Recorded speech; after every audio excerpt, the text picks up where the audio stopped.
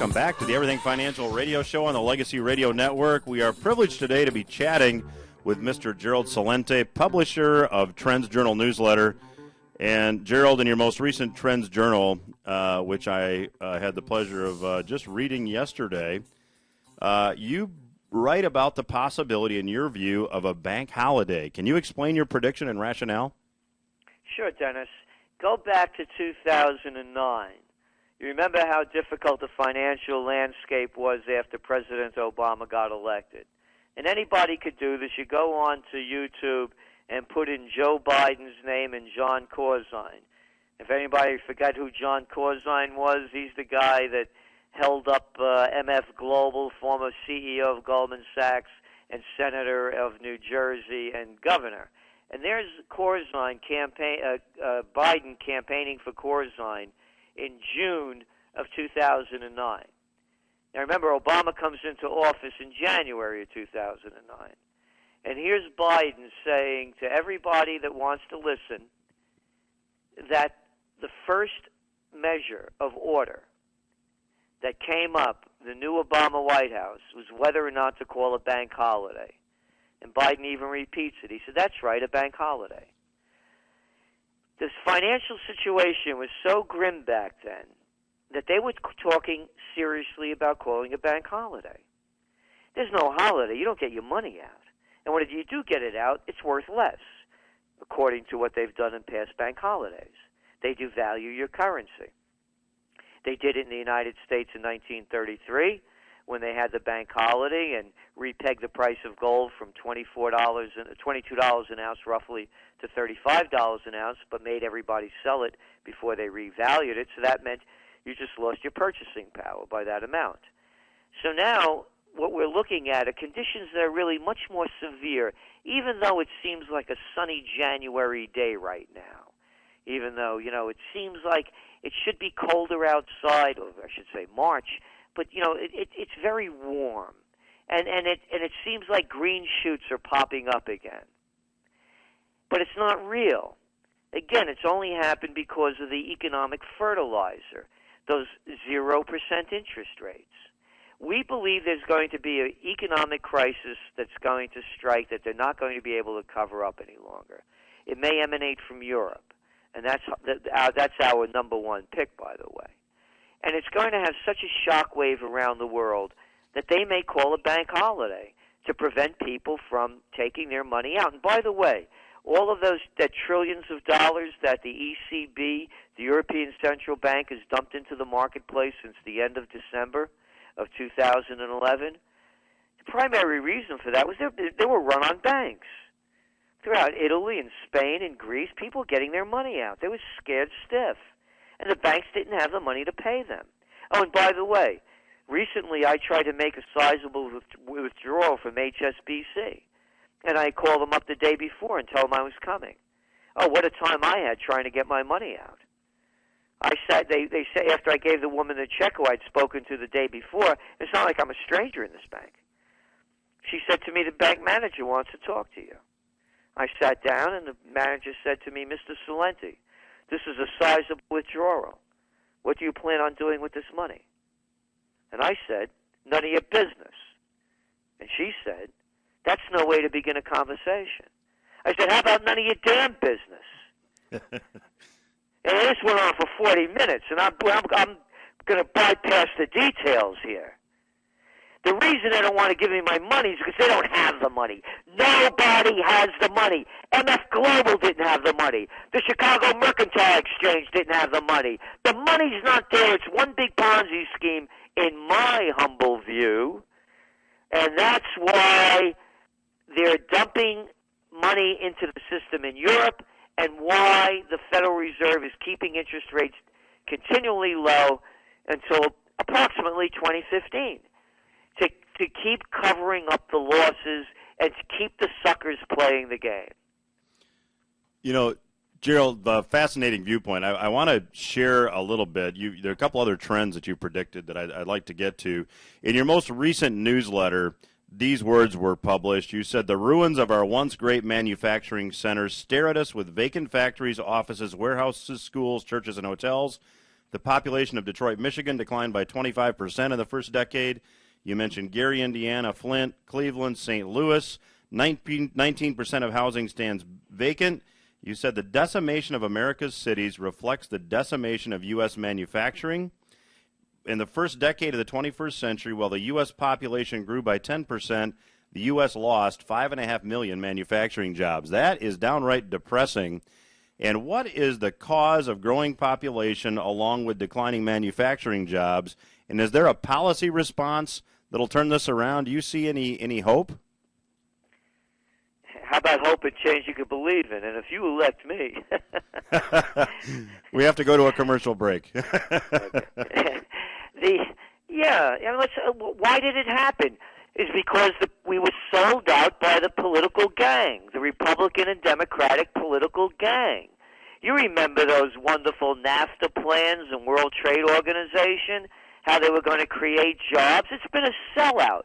And I have to tell you, as we're moving into this election, as we're in this election year, and I see who the candidates are that are going to be, we're going to have a choice to vote for, where's it going to be, Romney or Obama? To me, and again, only speaking for myself, anybody that votes for a lesser of two evils deserves what they get. This is a time not to vote, because a vote for continuation of this policy will be a vote for the continuing decline of the country and the enslavement of the people that aren't members of the White Shoe Boy Club. It's as simple as that. The Republicans and Democrats have destroyed this country through their greed, through their arrogance. It's a gang of 535. Count them. That's how many there are. 535 Republicans and Democrats of this political mafia telling you how to tie your shoes, what's best for you, what you should do, what you shouldn't do. Now shut your mouth and give me your money. Oh, and by the way, I'm going to send your kids to war. So if people keep voting for this, there is no hope. The only hope, I believe, is direct democracy. Let the people vote.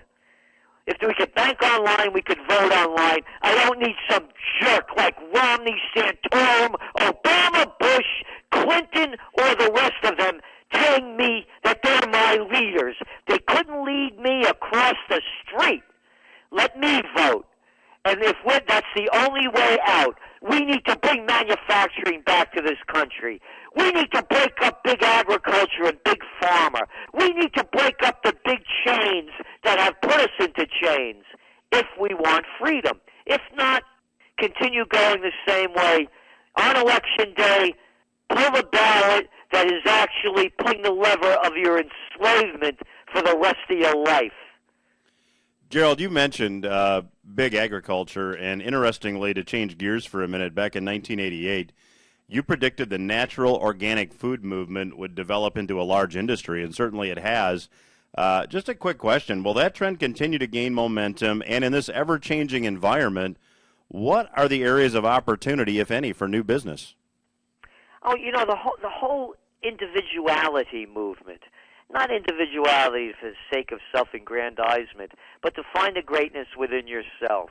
This whole prepper movement, it's real. I have a fellow over here right across the street from us over here, the Hudson Valley Traders. Wonderful coffee shop. We're in the Hudson Valley, beautiful country around here. He's raising prime cattle now, both for himself and to sell to the local butchers around the area. The whole buy local movement is enormous. Anything having, again, look at the numbers. Where are we creating jobs? Well, in the healthcare sector, I wonder why. Couldn't be because we have an aging population and we're really in bad shape. I mean, you want to talk about American exceptionalism. Wow, have we hit the charts of exceptionalism in tipping the scale. So anything having to do with health, fitness, nutrition, particularly whole health healing, is the wave of the future. Again, fighting to bring back production and manufacturing to America. Put back in place what worked so well before until we were sold out by the Clintons, the Gores, the Bushes. and the rest of the political mafia. You know, we've got a couple minutes left. Give me your take. You know, the protester was the Time Magazine Person of the Year. Is this movement the beginning of a new trend, the whole idea of protesting? Yes, because, you know, the only time people react, go back to the protests of the Vietnam War. I'm of that age. Why do you think people were out in the streets? What, because of the immorality of fighting a fake war?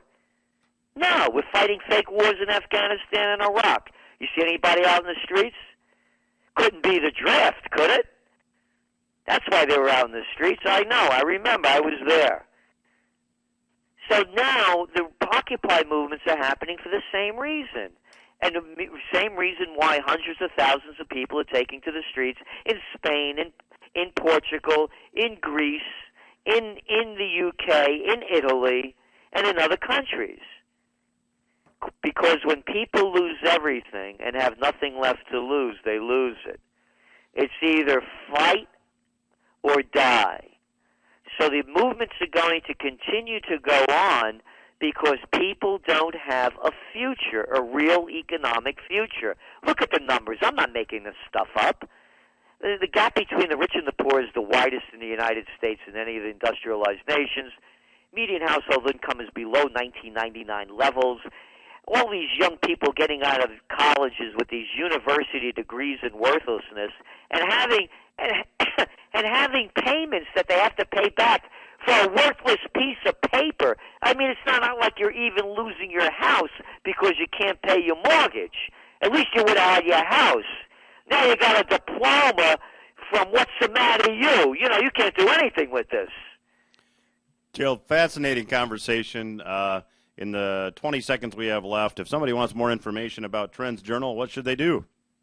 Go to trendsjournal.com, trendsjournal.com, and we do have the information. I can say with no exaggeration that you will not find anywhere else in a Trends magazine like the Trends Journal. Gerald Celente, thank you for joining us today. Everything Financial will return after these words. Stay with us.